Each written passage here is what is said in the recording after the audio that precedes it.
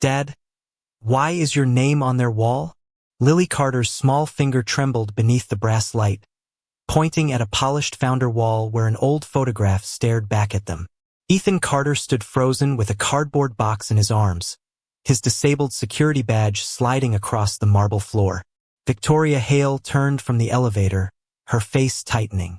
Behind her, Richard Vaughn stepped forward too quickly. "It's an old display," he said smoothly. "Children misunderstand things." But Lily whispered, "That picture looks like you." 3 hours earlier, the same building had smelled of lemon polish, warm circuitry, and rain drying off expensive coats. The lobby of Hale Meridian Systems rose 40 stories above downtown Chicago, all glass and steel and perfect silence. The kind of silence that made working men lower their voices without knowing why. Ethan Carter walked through the revolving doors with one hand holding Lily's backpack and the other gripping the gray folder HR had told him to bring. His shirt collar was clean but worn soft at the edges. His jacket had a tiny oil stain near the cuff, one he had tried to scrub out before school pickup. Lily skipped once beside him, then slowed when she saw the security guard avoid her father's eyes. "Are we in trouble?" she asked. Ethan looked down and gave her the kind of smile fathers build when they have nothing else left to give. "No, sweetheart. We're just going to listen." Across the lobby, Richard Vaughn stood near the reception desk, silver-haired, calm, dressed like a man who had never needed to raise his voice because other people did the damage for him. He checked his watch, then looked at Ethan's cardboard box, already waiting beside the elevators as if the ending had been prepared before the meeting began. Victoria Hale arrived a moment later, sharp in a navy suit, her heels clicking once, twice, 3 times against the marble. She did not look cruel. That almost made it worse. She looked certain. "Mr. Carter," she said, holding the folder flat against her tablet. "We'll keep this brief." Ethan nodded. He noticed the small red light blinking above the security camera. He noticed the service panel beside the west elevator humming a half note too high. He noticed Lily staring at the founder wall across the lobby, where brass names glowed under narrow museum lights. But he said nothing. Richard placed a hand lightly on Victoria's shoulder, not familiar enough to be obvious, just enough to guide the moment. "Ethan understands this is part of the restructuring," he said. "A low-impact maintenance role, unfortunately." Ethan's jaw moved once, but he swallowed the words. Lily's fingers slipped into his. "Daddy fixes things," she said softly. The receptionist heard it. So did Victoria. For half a second, the room seemed to pause. Then Richard smiled with polished pity. "Of course he does."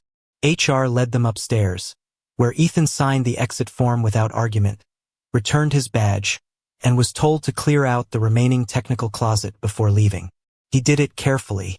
He folded old schematics, wrapped a framed photo of Clara in his spare work shirt, and placed his worn engineer's key in his pocket instead of the box.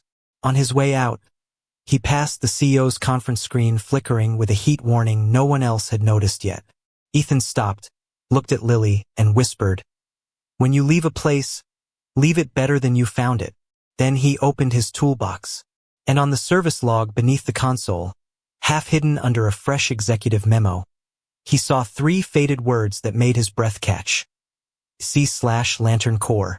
The words EC/Lantern Corps sat on the service log like something that had survived a fire. Ethan's thumb hovered over the faded ink for half a second. Then he closed the binder before Lily could ask why his face had changed. "Daddy?" she whispered. "It's okay. Is it yours?" "Not right now." The conference screen above them flickered again, throwing pale blue light across the glass desk, the polished floor, and the box of belongings waiting beside Ethan's boots. Behind him, the office door opened with a soft hydraulic sigh, and Victoria Hale stepped in with Richard Vaughn just behind her, carrying the clean smell of expensive coffee and cold rain from the executive hallway. Victoria's eyes moved first to the open service panel, then to the screwdriver in Ethan's hand. "Mr. Carter," she said, measured but firm, "your access was already revoked." Ethan set the screwdriver down on the credenza with the care of a man placing a glass near a sleeping child. "The system was overheating," he said. Board presentation would have gone dark before morning. Richard gave a small, sympathetic laugh, the kind designed to sound human in front of witnesses. That's thoughtful, Ethan, but this is exactly why procedures exist.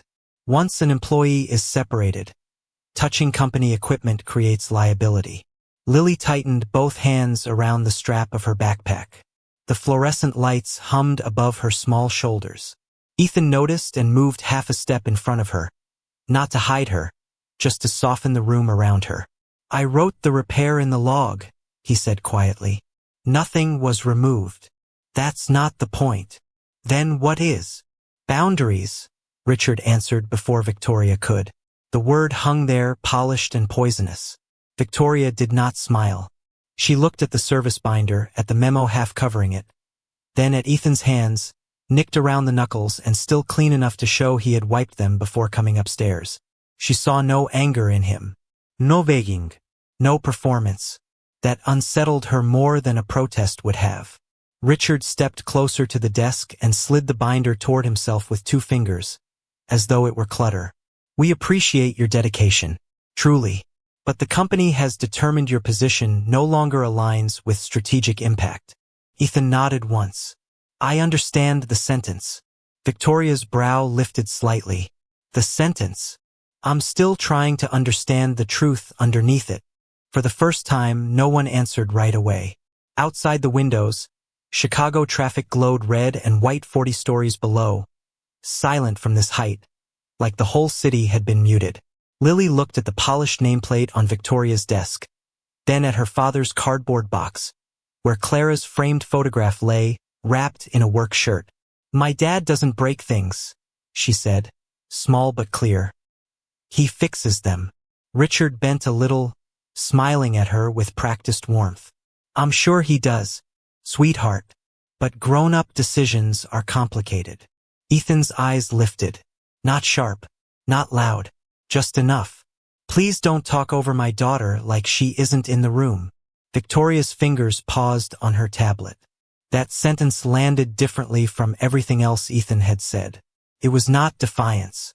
It was a boundary drawn without cruelty. Richard straightened, his smile thinning for less than a breath before returning. Of course. My apologies. Then he turned to Victoria. The exit form still needs final witness confirmation, and we should make sure all technical notebooks remain on site. Ethan looked down at the box. His old schematics were there, his family photo, a paper cup full of dull pencils, and one Navy notebook with a cracked spine that HR had already skimmed and dismissed as maintenance notes. Richard noticed his glance. That one too, he said softly. All company-related materials. Ethan opened the notebook without argument and removed Lily's crayon drawing from the back pocket before handing it over. A yellow house, 3 stick figures, 1 labeled Dad, 1 labeled Lily, 1 labeled Mom in Heaven. Victoria looked away too late. The room had gone quiet enough for the wall clock to sound heavy. Richard took the notebook, but as he closed it, a loose photocopy slipped halfway out. Ethan's current HR record, stamped 6 years ago, tucked behind an older internal form bearing the founder wall date from 14 years earlier. Richard pushed it back too quickly. Victoria saw the motion. Ethan saw the date. And Lily, still clutching her backpack, looked from the paper to the glowing brass wall beyond the glass and whispered, "Why does his old paper know him longer than you do? Why does his old paper know him longer than you do?" Lily's question was too small to be an accusation, and that made it worse. Victoria looked at the half-hidden date, then at Richard, but Richard had already recovered his smile. "Children notice numbers," he said lightly. "That doesn't make them records." Ethan reached for Lily's hand before the room could turn her innocence into another problem. "She's 8, he said. "She asked a fair question." Then he took the box, the empty badge clip and the weight of the room with him. They should have left then. The elevator was waiting. The lobby lights were dimming. Rain tapped softly against the glass like fingernails trying to get inside. But as Ethan passed the CEO's conference console, the heat warning flashed again, red and steady this time, no longer flickering. A faint plastic smell rose from the vent, the kind only someone who had spent years around machines would notice before it became smoke. Richard was speaking behind him about liability. HR was whispering about documentation. Victoria was staring at the service log as if the initials on the page had begun whispering back. Ethan stopped. He set the cardboard box down by his boots. "Daddy?" Lily asked. "1 minute. Mr. Carter," Richard warned gently. "You are no longer authorized." Ethan nodded. "Then authorize someone fast." No one moved. The red light blinked again. Ethan looked at Victoria, not pleading, not challenging, simply giving her the truth before it cost someone more than pride. "If that relay fails, your backup archive drive overheats with it. You lose the board deck, maybe the morning audit file too." Victoria's eyes sharpened. "How do you know that?" Ethan did not answer the larger question. He opened his toolbox and pulled out a small insulated driver with worn tape around the handle. "Because it's humming wrong." Richard gave a quiet laugh. "Humming wrong. That's very technical." Ethan did not look at him. He crouched beside the console, careful to keep Lily behind the chair and away from the open panel. "Stay where I can see you, sweetheart." Lily nodded and hugged her backpack to her chest. The office smelled now of warm dust, lemon polish, and the metallic edge of old wiring. Ethan removed the panel, touched the back of 2 fingers near the vent, then waited, listening. 3 seconds. 4. 5. The room had changed around him. Even Victoria stopped typing. Ethan reached in, loosened one relay, and swapped it with the spare from his own kit. A tiny square part no bigger than a postage stamp. He did it without drama, without asking permission twice, without making anyone feel foolish for not knowing. The red warning vanished. The screen steadied into a clean blue glow. Lily smiled first. Victoria inhaled once, quietly. Richard stepped forward immediately, reaching for the service binder. "That should be enough. We'll have IT verify it." Ethan picked up the pen attached to the log by a frayed string. The old page resisted under his hand, the paper softened by years of use. He wrote the time, the part replaced, and the warning he had seen. Then, from habit older than his grief, he signed only 2 letters, EC. His hand paused when he saw the line above it, faded almost to gray. Lantern Core inspection, archive backup rerouted, EC 14 years ago. The same slant, the same pressure at the end of the C. For a moment, Clara's face flashed in his memory. Not in a grand way, just her laughing in a garage that smelled of solder and coffee, telling him that someday Lily would know her father built things that lasted. Ethan closed the log softly. He did not take a picture. He did not accuse. He only tore a blank sticky note from the desk and wrote, "Fan relay replaced. Backup should hold." Then he placed it where Victoria would see it. Richard mistook the quiet for surrender. "Still cleaning up after everyone," he said under his breath, polite enough to deny it if challenged. Ethan lifted the cardboard box and put Lily's drawing safely on top of Clara's wrapped photograph. "No," he said almost gently, "just leaving it better than I found it." Victoria looked from the steady screen to the service log Richard was trying too carefully to close, and for the first time that evening, Ethan's kindness did not look small to her. It looked like the first key turning in a door someone had worked very hard to keep locked. Richard Vaughn reached for the service log as if he were tidying a desk, but the room had already changed. The screen no longer blinked red. The hot plastic smell was fading. Ethan Carter had fixed the problem, and somehow that made him look more suspicious, not less. "We'll need to document unauthorized access," Richard said, his voice soft enough to sound regretful. Victoria Hale looked from the steady conference display to Ethan's closed toolbox. "You understood that system very quickly."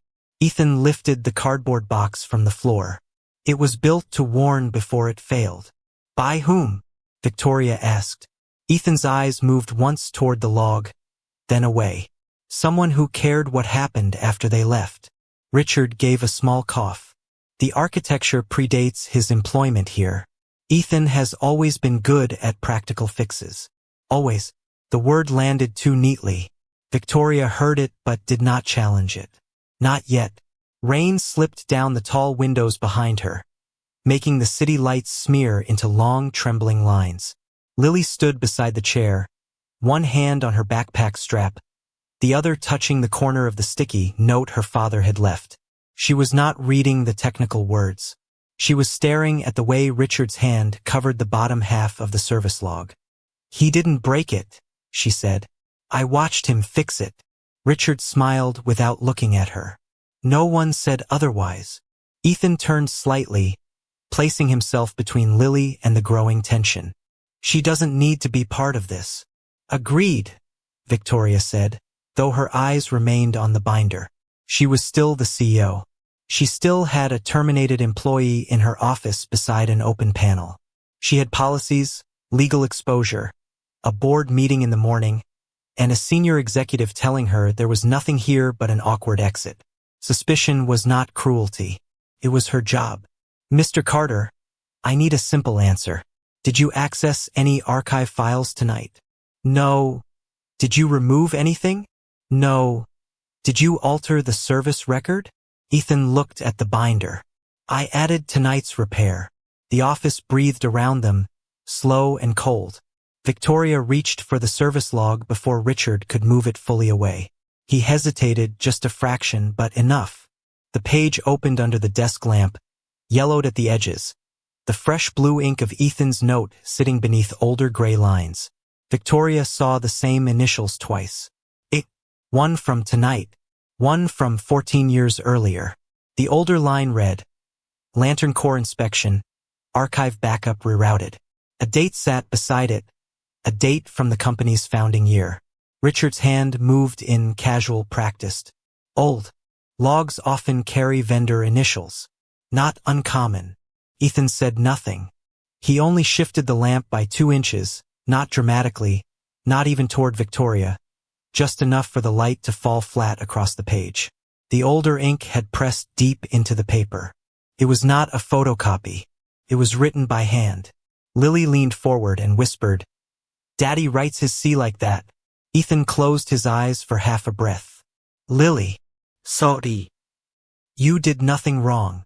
Victoria's gaze lifted to Ethan's face, then to the founder wall visible through the glass beyond the office door. The brass panels caught the same narrow museum light from the lobby. One photograph near the center showed a younger man standing beside early servers, half smiling, one eyebrow marked by a small pale scar. Victoria stepped out into the hallway before anyone could stop her. Her heels sounded different now, slower. Ethan stayed where he was. Richard followed too quickly. "Victoria, with respect, old displays are often symbolic. Names get reused. Contractors rotate through. Children connect things that aren't connected." She stopped before the founder wall. The air in the lobby smelled of wax and raincoats, and the cleaning crew's cart squeaked somewhere near the elevators. Victoria looked at the brass plate, "Ethan Carter, Founding Systems Engineer." Then she looked back through the glass at the man holding a cardboard box like it was all he had left. The scar above his left eyebrow was not obvious until you knew to look for it. But once seen, it was impossible to unsee. Richard stepped into her line of sight. "Old photos confuse people," he said. Victoria turned her head slowly. "I hadn't said anything about the photo." For the first time, Richard's smile arrived a second late, and behind him, the faded EC in the service log seemed to pull a buried door open by 1 silent inch. The faded EC in the service log changed the way everyone stood. No one admitted it, but even the cleaning cart outside seemed to roll more quietly past the glass doors. Victoria Hale kept her eyes on the founder wall, then on Ethan Carter's scar, then on Richard Vaughn's delayed smile. "Tomorrow morning," she said, "I want IT present in the boardroom before the directors arrive." Richard's voice stayed smooth. "Of course, but I'd strongly recommend we avoid turning a routine termination into a historical scavenger hunt." Ethan bent to pick up Lily's dropped pencil from the carpet. "We're ready to leave." "Not yet," Victoria said. The words were not warm, but they were no longer dismissive. Morning came gray and wet, the kind of Chicago morning that made glass towers look like they were floating inside clouds. Ethan returned because Victoria's assistant had called at 7:12 a.m. and said the boardroom system had failed again. Not as an employee, Not as a guest. As temporary contract help for 10 minutes, escorted by security, with Lily sitting safely beside Nora Bell outside the room with a paper cup of cocoa.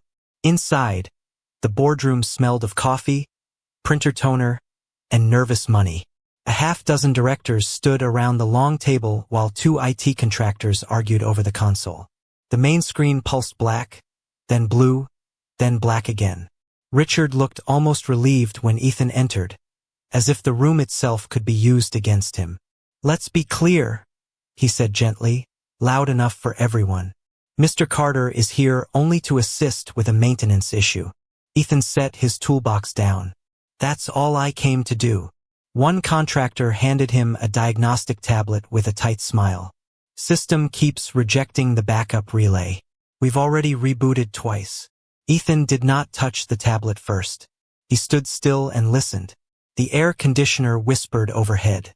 A server fan behind the wall spun high, dipped low, then caught again on the same uneven rhythm he had heard the night before. Victoria watched his face change by almost nothing. "What is it?" she asked. "Wrong heartbeat," Ethan said. A director near the window gave a short laugh, then stopped when no one joined him. Ethan opened the panel, traced the fiber line with 2 fingers, and found the relay bridge installed backward behind a newer casing. Not broken. Misread. He turned it, reseated the connection, and tightened one old brass screw that did not match the newer hardware. The screen flashed once. Then the Hale Meridian logo appeared, bright and steady, flooding the table with blue-white light. The room went quiet enough for the click of Ethan's toolbox latch to sound like a gavel. "There," he said. "You'll want to replace the casing. It's covering a manual bypass." Richard stepped forward. "Excellent. Thank you. That concludes." The screen flickered again, but this time it did not fail. A hidden recovery window opened in the lower corner, triggered by the restored bypass. Folder names scrolled for half a second before the system stabilized. Victoria saw one line and raised her hand before Richard could reach the console. Project Lantern Carter Prototype Notes. Beneath it, in smaller gray text, metadata displayed. Created by Ethan Carter. Last archive sync. 14 years ago. No one spoke. Even the director who had laughed slowly lowered his coffee cup to the table. Ethan looked at the screen, and the smallest grief crossed his face before he put it away. "That file shouldn't still be in the active shell," he said. Richard's smile had gone thin at the edges. "Old placeholder data. Systems inherit strange labels over time." Victoria did not look at him. She took out her phone and sent one message to Nora Bell. "Do not delete, move, or allow access to any archive logs tied to Lantern." Then she placed the phone face down beside the folder Richard had brought for the board. Ethan closed the panel and stepped back from the table, refusing to turn the room's silence into a weapon. Through the glass wall, Lily looked up from her cocoa, saw her father standing steady, and seemed to breathe easier. Richard leaned closer to Victoria and murmured, "Let me handle this privately before people misunderstand." But Victoria's hand remained flat on the table, guarding the screen like evidence, because for the first time the question was no longer whether Ethan Carter had touched company equipment without permission. It was why the heart of the company still remembered him when its records did not. Project Lantern. Carter Prototype Notes stayed on the boardroom screen like a name spoken in a room that had tried to forget it. Victoria Hale did not move her hand from the table. Richard Vaughn kept smiling, but the muscles beneath his jaw had tightened. "Old metadata can be misleading," he said, "especially after migrations." Ethan Carter closed his toolbox, then checked the source. The simplicity of it slowed the room more than any accusation could have. Victoria looked to Nora Bell through the glass and gave one short nod. 10 minutes later, the archive room beneath the executive floor unlocked with a reluctant metallic click. It smelled different from the tower above it. Cardboard, dust, cold concrete, and old toner. Rows of gray boxes sat behind wire cages, each labeled with dates most people in the company had stopped saying out loud. Nora wore cotton gloves and carried the service log under one arm. "Lantern Core," she said, reading the faded line again. Archive backup rerouted. She matched the code to a box number. The label had been covered by a newer sticker marked Restructuring Review Vaughn Office. Victoria's face gave away nothing, but her fingers tightened around her phone. Ethan stood a few steps back, one hand resting lightly on Lily's shoulder. He had asked Nora to keep Lily near the doorway, away from the adult voices, but Lily still watched everything with the solemn attention of a child trying to understand why grown-ups kept moving truth from one box to another. Inside the archive box lay a garage invoice browned at the edges, a patent draft with coffee rings on the corner, and a photograph of a younger Ethan standing beside Clara in front of a bare prototype frame. Clara's hair was tied back with a pencil. Ethan's sleeve was rolled to the elbow. Behind them, hand-painted on plywood, were the words Lantern Test Bench. Victoria picked up the garage invoice first. Carter Repair and Machine, South Cicero Avenue. Parts purchased for prototype cooling assembly. Paid cash. Signed E. Carter. The date matched the creation date on the metadata upstairs. Richard gave a soft exhale through his nose. Lots of independent vendors contributed to early development. That doesn't make someone a founder. Nora pulled another sheet from the folder. This is the draft patent assignment. The room seemed to lose temperature. The draft listed Ethan Carter as originating systems engineer. Richard reached for it. Victoria did not let go. We'll scan it first. For the first time, his courtesy had to fight to stay on his face. Ethan looked at the photograph of Clara, and something in him withdrew, not from shame, but from impact. Lily touched the edge of the picture with one careful finger. "Mommy," she whispered. Ethan nodded. "Yeah, sweetheart." No one spoke for a moment. The archive room's fluorescent light flickered once, and the old printer in the corner stopped humming, leaving only the sound of rain tapping somewhere far above through a maintenance vent. Then Nora found the transfer file. It was cleaner than the others, too clean, sealed in a newer plastic sleeve. It stated that Ethan Carter had surrendered all equity and claims connected to Project Lantern 14 years earlier. The signature at the bottom looked like his. Almost. Victoria read the date aloud, and Ethan's hand slowly left Lily's shoulder. "That was the week Clara died," he said.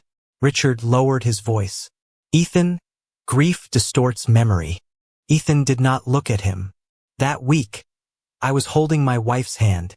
Lily reached into the small front pocket of her backpack and pulled out a laminated hospital visitor sticker she kept behind a folded drawing of her mother. The kind of ordinary keepsake children save because they know it matters before they know why. The date on the sticker matched the transfer form.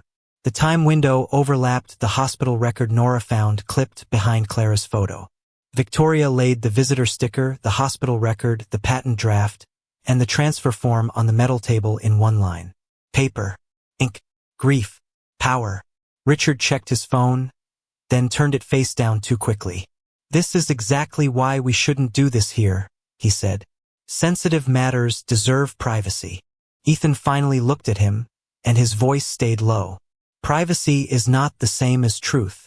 Victoria's gaze moved from the too clean signature to the archive sticker bearing Richard's office code, and she understood that this was no longer a personnel mistake, no longer an old display, no longer a child's misunderstanding beneath a brass wall.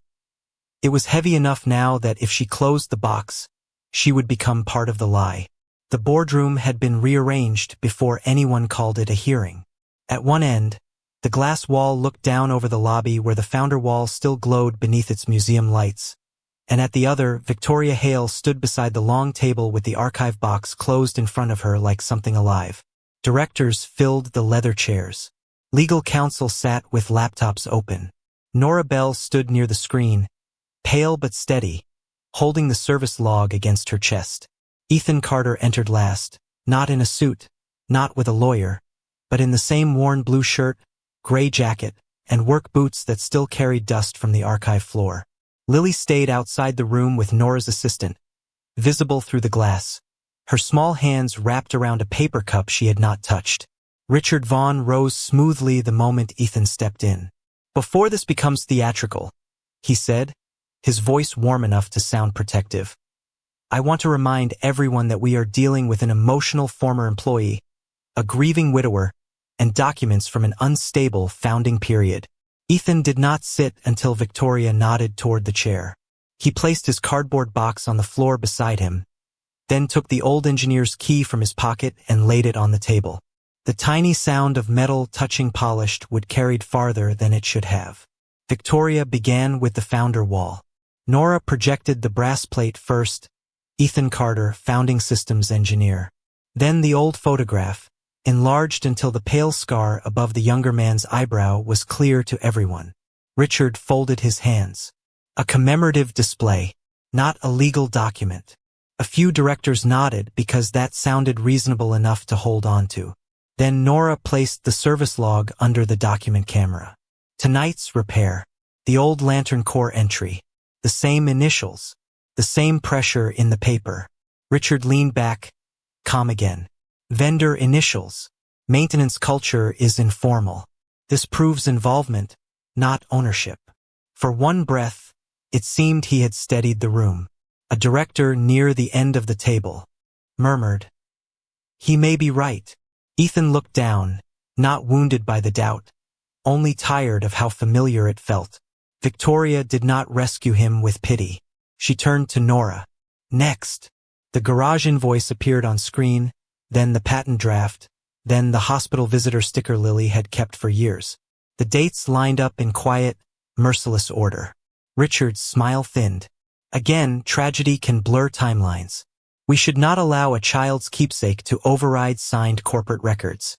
Ethan's fingers curled once around the edge of the table, then relaxed. "I'm not asking anyone to believe my grief," he said. "I'm asking you not to bury facts inside it." The room stilled. Even Richard paused. Victoria opened the archive box and removed the sealed sleeve containing the transfer document. "Then we test the facts." Richard's eyes flicked toward legal counsel. "Victoria, I strongly recommend this be handled in executive session." "This is executive session," she said, "and the record is already in the room."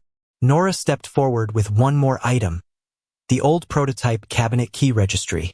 Ethan's engineer's key was matched by serial number to the first prototype cabinet, still stored behind the boardroom wall as part of a forgotten company exhibit. Richard gave a soft laugh. "Keys get passed around." Victoria looked at Ethan. "Will it open?"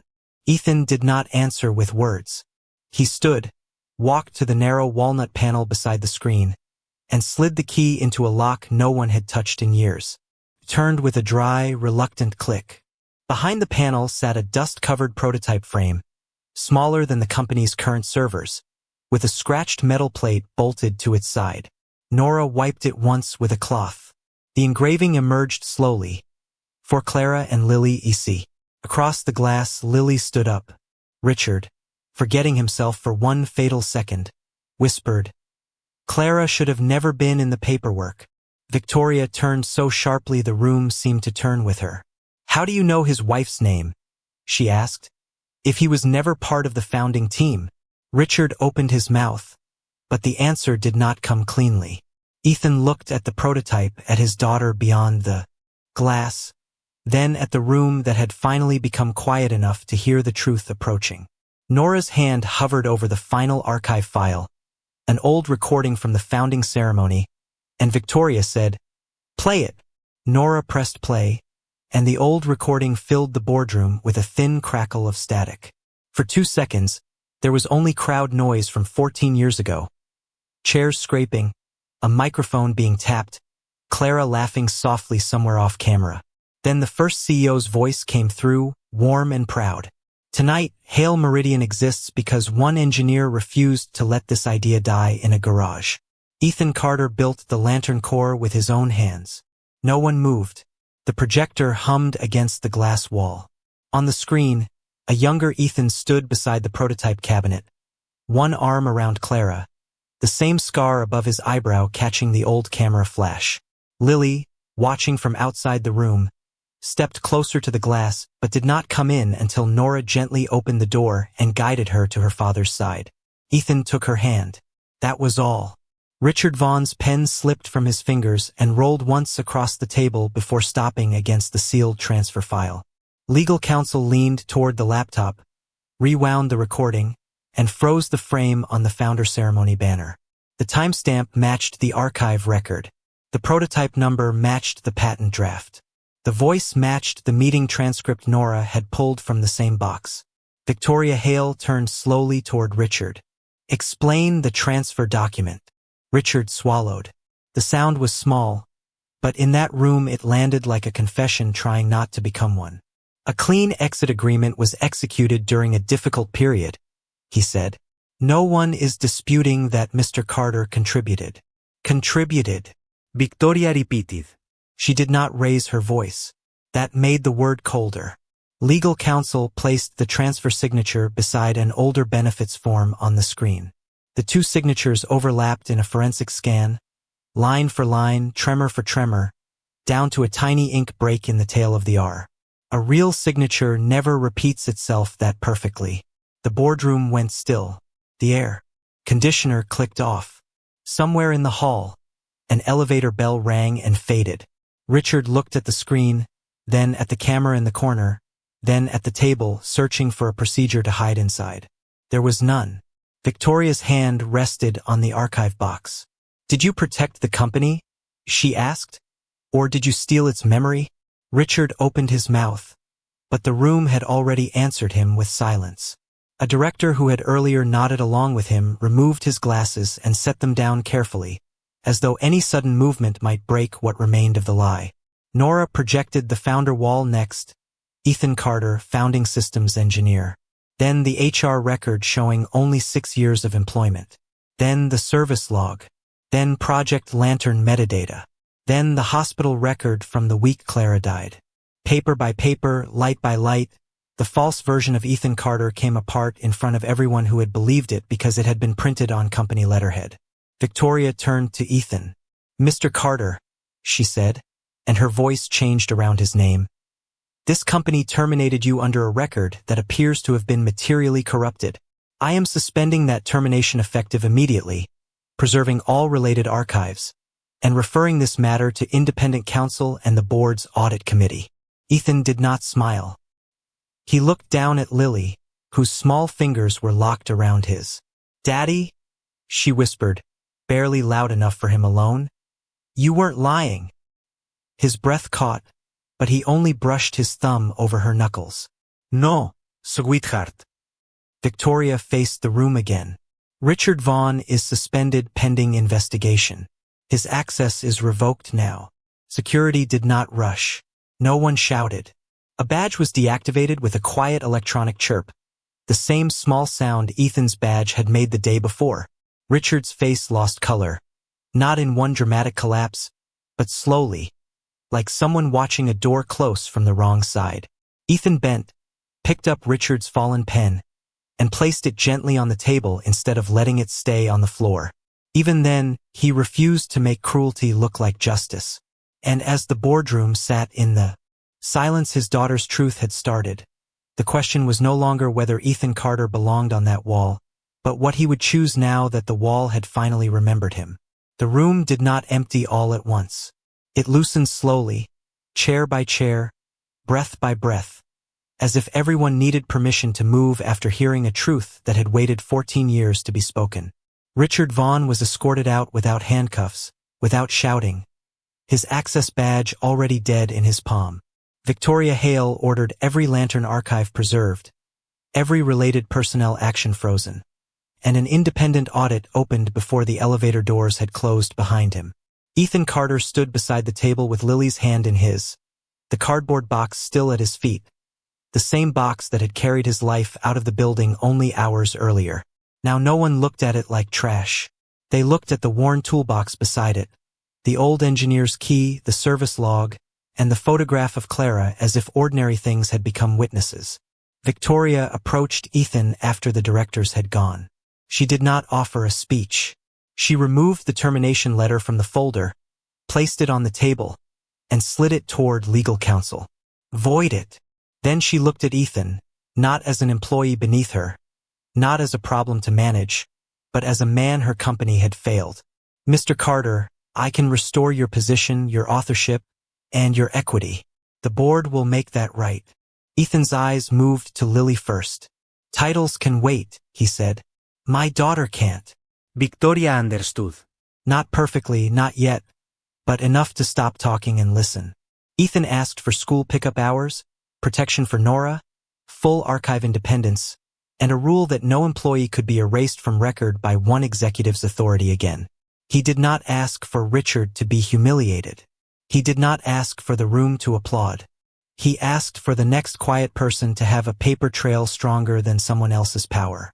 Later, downstairs, maintenance had turned off most of the lobby lights, leaving only the founder wall glowing in a warm gold line. Lily walked to the brass plate and touched the name with 2 fingers. Ethan Carter, Founding Systems Engineer. Beside it, Victoria had ordered a temporary card placed until the permanent correction could be made. Restored by record, witness, and truth. Ethan knelt and unwrapped Clara's photograph from his old work shirt. Lily held it carefully like it might breathe. Can Mom stay here too? She asked. Ethan's face broke softly, not into tears exactly, but into something that had been locked away longer than grief. Yeah, he whispered. She helped build this too. Victoria stood a few steps back, giving them space. Her second chance did not arrive as romance, or applause, or a grand gesture. It arrived as responsibility. She had seen a man lose his job and still fix the system that was failing. She had seen him refuse revenge when revenge would have been easy. And that made her voice quieter when she finally said, I'm sorry I believed the file before I saw the man. Ethan rose, Lily tucked under his arm. Then make sure the next file tells the truth.